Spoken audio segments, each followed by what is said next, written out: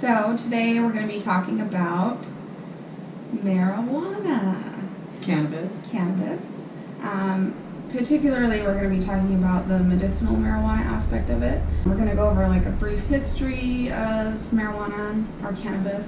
And we're going to discuss the health benefits of it and the different strains. And then we'll show you some actual marijuana. But first, we'll talk about my third round of AC treatment, which was actually a little bit different because we tried the hydration after my treatment, and we went in with a plan to kind of avoid what happened around the second round of treatment. We did the third round. We talked to the nurse about slowing down the pumping of the medicine so that it came in pretty slow. And she did that for us and made sure I got a little bit extra hydration that day too, which was super awesome. And that day was normal as usual. Came back Friday for my immune booster shot and my hydration, which was the new aspect that we introduced. And during that time, my nurse that was helping me on Friday called up the physician's assistant that's been helping me to go over my nausea medicine because the nurse thought maybe there was something else that we could do to kind of help me avoid what has been happening round 1 and round 2. So we ended up changing my nausea medicine, and that turned out to help quite a bit. I didn't vomit at all, which is a huge improvement from round 1 and round 2. Like I almost felt 100%. The extra hydration made a big difference. I stayed drinking Gatorade nonstop. Even when I woke up in the middle of the night, I would chug some extra Gatorade even if I wasn't thirsty because I was not going to be dehydrated again. So that combined with the hydration, the new nausea medicine, on Saturday, which I normally vomit and feel like I am just want to die all day, this Saturday I slept intermittently all day, rested, and when I woke up on Sunday, I felt like I was good to go. A brand new person. Yeah. On Monday, and I worked Monday through Friday, which is the first full week I've been in the office since I think before I found out I had cancer. Yeah, no hot flashes at all since that's kicked in. Like zero she's even hot wearing flashes. this like thick knit beanie right now. Yeah, I'm totally fine. Show them your hair. Oh yeah, my hair's almost all gone now. It's so soft. So that's another development too. Almost all gone, which is nice. It's nice and smooth. Well, round 4 is the last round of AC, so I'm actually excited for it because I'll be done with it. We have the same plan going in that was successful for round 3, so I'm not that anxious about it, and I feel prepared. Yeah. I think round 4 will go smoothly, and then we're on to Taxol, and hopefully after 6 treatments of Taxol, I'll be moving on to surgery.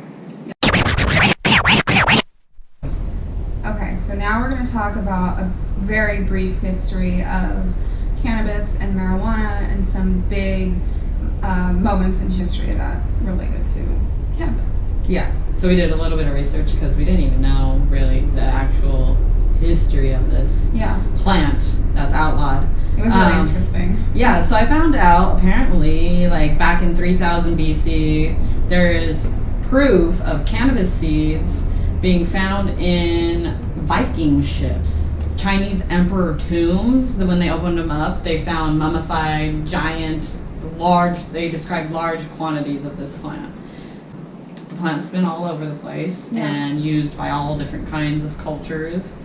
And they also said in India as well, and they deep were history of using it for medicinal purposes. Yeah, they were using it for medicinal purposes, so they were using it for childbirth, for surgery, anesthetics before surgeries. So they were really using it as like a health tool, as a medicine, really. Yeah, and they said also they would use it for like a shaman, like a ritual. Shamanism? No. A shaman would use it for religious purposes, and they don't know for certain the reason why, but they think because it would bring them like closer to a religious experience, to gods or whatever. So kind of similar to Native Americans. Yeah. Yeah.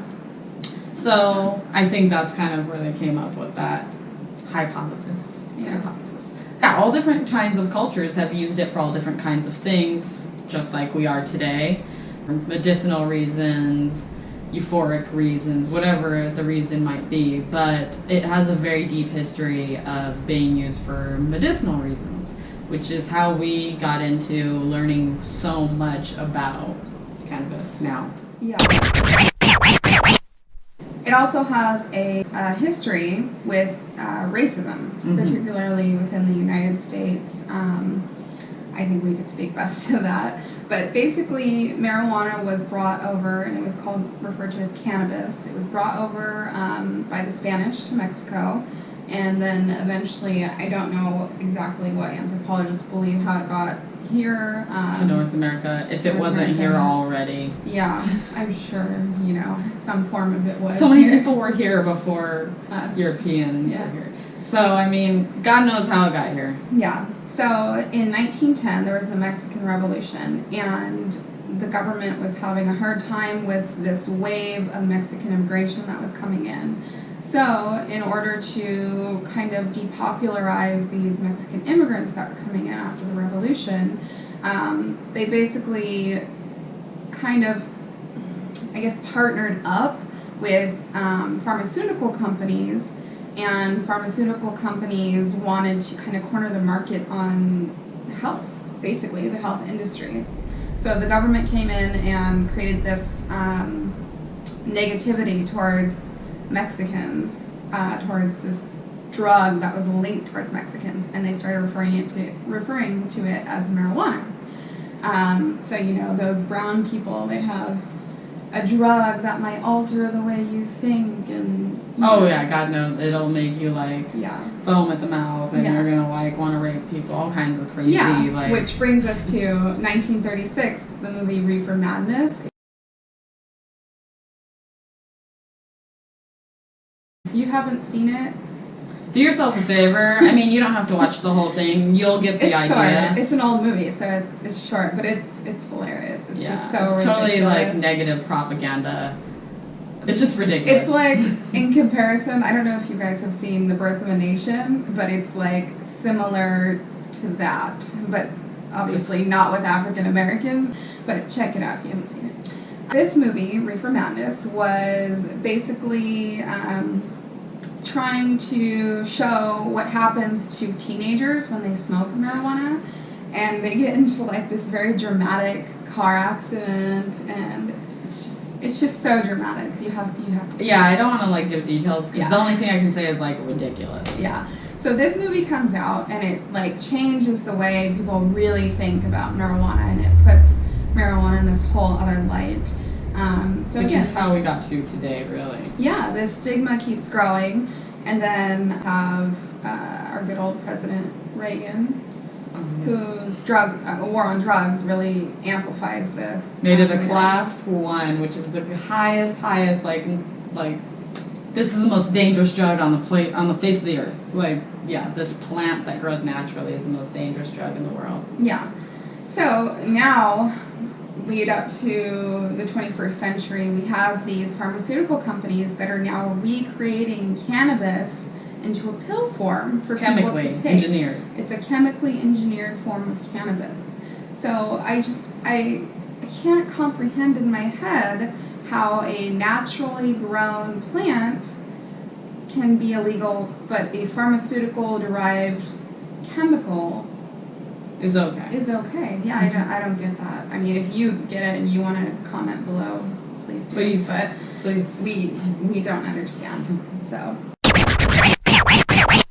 most of us probably have parents or grandparents or whoever in their family that thinks weed or marijuana or cannabis is the worst thing ever, and only drug addicts do it, and it's a gateway drug, and next you'll be doing freaking heroin on the street and selling your body, all kinds of nonsense. Yeah. But in reality today, children use not necessarily weed, but there are a lot of health benefits that come from this plant. Yeah. But health benefits alone, it goes anywhere from children and dogs and animals all the way up to elderly people. The span is literally everyone. Yeah, everyone so on the face of the earth. With children, for instance, if children are having to do with seizures, then a form of the CBD oil can be given to the children so that they're a small amount, so that they can stop seizing. So You know, they are not getting high. Their body is using the oil. We have so many, I mean, there's so many things on Netflix alone that you can check out if you're really that interested to learn how beneficial this plant can be for medicinal purposes. I mean, yeah, and for Tasheena alone, like, I would see when she was having hot flashes, she would smoke regular weed out of a pipe, and immediately, like, I could see the change in her body. Like, she'd be able to sit up straight, her body was not, like, on fire and red. So turn normal, flesh color. Yeah, the benefits were like amazing, and I get so angry when I think about how it's not legal in every state within the United States. And yes, it's legal in California, but if someone in like Utah has breast cancer, you know, like they've got to come over here and or something, or illegally do drugs. Yeah. So it's unfortunate. It's frustrating, yeah. All because of this bad connotation. So, in order to kind of help spread some positivity and awareness towards cannabis use, and in particular medicinal cannabis use, we wanted to kind of go over what everything is and what the products are. We are not experts. Just what we've learned so far and the information we want to share, basically. Yeah. So we're going to go over that right now.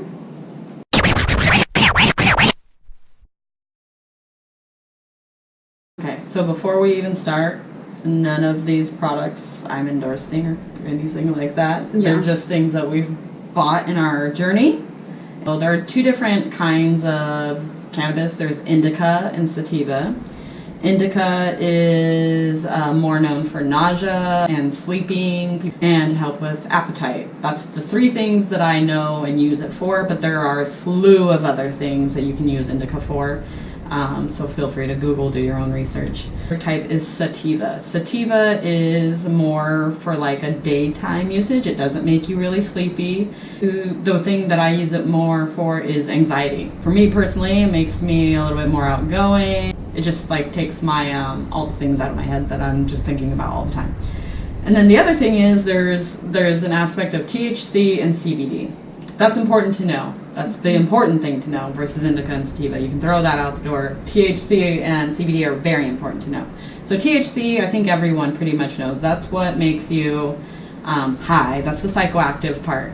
The CBD is more the part that helps you medicinally. My own oncologist thinks that it would help with any type of inflammatory type of disease, because that is what CBD is most known for. It really helps your body heal in whatever way. So it's kind of like a painkiller in a way. So we'll start getting into this stuff. So in California state, it is legal to use cannabis recreationally and medicinally. So you don't need a medical card anymore in California to purchase. You just need to be 21 and older. You do have to use it in your home. You're not really supposed to be out in public smoking or anything, obviously. No driving under the influence. Same thing as alcohol. As alcohol, except you can't be at a restaurant and order weed. Yeah. Yet. Yeah. Yeah. So this is what we'll get into. So this stuff right here I wanted to start with is just CBD stuff. CBD, if it's only CBD with no THC, you can buy almost anywhere nowadays. You can buy it at Whole Foods, you can buy it at vitamin stores, online, completely legal. It's not illegal in any way. I think I think in every state CBD is legal, and most countries too. But do your research if you're not from the US. So these are two things that I've tried so far. This is just a disposable vapor for CBD. It's for nighttime, it's supposed to help you calm. It has jasmine and all kinds of stuff. One thing to be said about the vapor cartridges you can buy, whether it be CBD or a mixture of THC, CBD, or just THC, is they've come a long way with disguising the smell. All kinds of options. Yeah. Like I said, we're just scratching the surface here. Okay, so this is a CBD oil, and this is CBD oil only. It's referred to as a tincture. There are THC and CBD mixes that you can get where they have different ratios, where it'll be like 1-to-1 equal ratio of THC and CBD, all kinds of different ratios for different things you're trying to use it for. But this is CBD only. I like this one in particularly because it's flavored. So this one is flavored lemon ginger. Just has a tiny hint of lemon flavor that is nice and makes it pleasant. So that's what I've been using to help with my body repair itself after chemo. So far, I mean, only positive things have happened. Whether or not I can attribute it to this, we don't know, but it's working in some way, or it's not hurting me. The next thing is Rick Simpson oil. This is just one brand that produces Rick Simpson oil. There's a lot of brands that create or make this. This is not for the faint of heart. It's a really thick tar-like oil, but this is cannabis oil. It's a mixture of 1:1. Here's the ratio. CBD and THC. So that's the ratio I was telling you. What that just means is it's equal amounts of THC and CBD. So that is supposed to be used just a tiny bit. No, it's not really for anybody that's really trying to just get high or anything. This is really a medicinal product. It's really thick and it's really concentrated, but it's known to work. If you're interested in it, just look up Rick Simpson oil in general. There's a lot of people that have testified to this helping them with all different kinds of illnesses, diseases, all kinds of stuff. So that's that. The next thing is, this is a program I was told about in California. I don't know if they do this anywhere else, but this is Humboldt Farms. They have a nonprofit program you can sign up for or apply for, actually. It's a real application you fill out online, and you basically just fill it out like a regular application, your name, and then they ask why it is that you want to use this medical cannabis. A few days they responded back and said I was approved for this program. And what this program does is it provides one free cannabis joint per day, every week or every 2 weeks, you're choosing. And it's just out of the kindness of their heart that they're giving this medical cannabis out to anybody that applies and they approve. And once you're approved, you just choose one of the dispensaries that they work with throughout the state of California. And you go to that dispensary and they give you the free cannabis. You have 7 perfectly rolled joints that they have graciously donated to me to use to help with my issues, my side effects of chemo. So the last stuff is all edibles. I wanted to share all the different things that you can choose from. And again, we're just scratching the surface. There's also drinks that you can drink that have cannabis or CBD and THC in it. There's waters, there's lemonades, all kinds of stuff.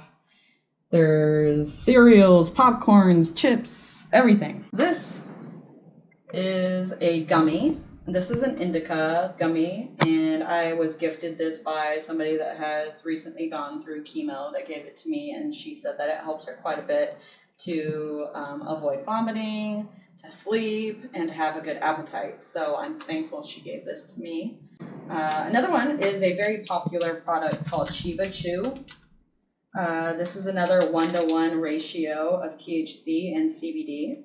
You get, the THC is known to attack the cancer, and then the CBD is known to help your body repair after chemo.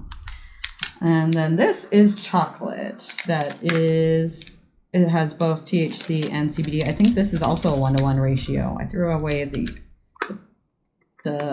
cardboard it came in, but this is a really cool product too because it's child proof, so you have to squeeze the sides and push down and in to open it, so kids will never ever get into this because it takes me about 15 minutes to open it. The last thing is these little sour belts. They're the same kind of sour belts that you get at any store. It's kind of what you see on the news. They're always talking about, like, oh, the marijuana candy that your kids are gonna eat on accident. If your kids accidentally eat this, it's because you left it out. Like, there's weed leaves all over it to indicate to you this is not safe, that this has stuff in it. There's stuff all over it that says there's marijuana in it, there's cannabis, whatever. It says strawberry, sour belts, indica. So, I mean, they're only going to get it if you gave it to them or you left it out. So be responsible with your cannabis because THC is not safe for children. pets or anything like that. Be very careful also with edibles, I should say. Edibles, nowadays in California are very easy to dose. Most things come in doses, little 10 milligram doses. Like for instance, let me open this chocolate. See how it's broken up into cubes? These are all each 10 milligrams, which is a very, very, very, very small dosage. So that helps you just take a little bit at a time until you figure out what you're comfortable with. A little helpful tip is you can always eat more, you can never eat less. So if you eat too much, you'll know. You'll get the spins, you'll get sick. Just go to sleep. That's the only advice I have for you. But it's been helpful through chemo, and I've been sharing it with other people as they have shared with me. So please, if you have other information you'd like to share or comment, you have questions, if I can answer them, I'll try. And that's it. She can picture you.